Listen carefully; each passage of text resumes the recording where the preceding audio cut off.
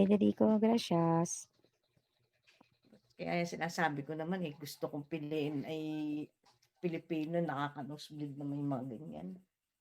Buti nga sana kung marunong English, hindi rin naman. Usapin mo kasi. Di pa ako nakakabili ng dictionary para magkaintindihan kami. Ano iniinom mo? Tubig. Sinungaling tubig. Open cam, open cam. Hindi ka nag-aya. Iinom ka pala. Yun, nakahiga na ako. Uy, baka tayo lang naimik dito. Walang ganyanan. Tahimik tayo dito. Nakikiupo lang tayo. Happy tasking po sa lahat.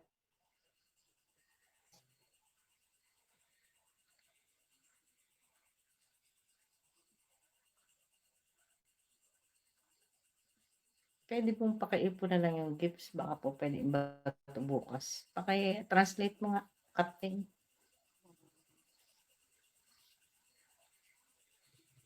Yung ano ko, captain.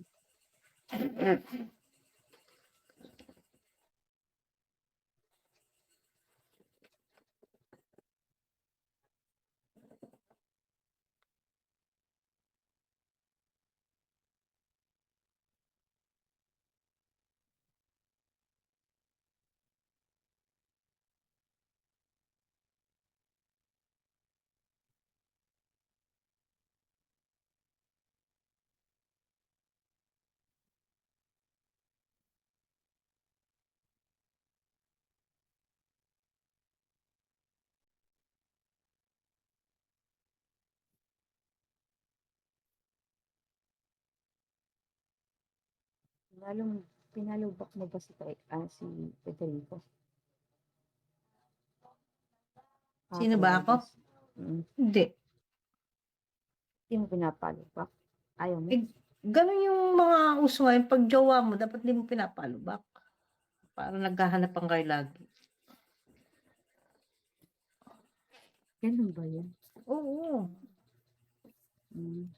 Yung mga bago uso ngayon. Yes. Pinagpapapansin yun sa'yo. Pansinin mo kasi. Hindi mo pinapansin. Ayaw nga, pag pinansin ko kasi nga, pipilit akong pagpapaldahin. Bakit kahit anong piso ako ayaw magpalda, hindi mo papalda. Baka pag nagpalda ko, hindi na ako makalakad. Pansinin mo kasi. Ayaw Hayin mo lang. Ayaw ko pansinin yun eh. Hayin mo lang eh.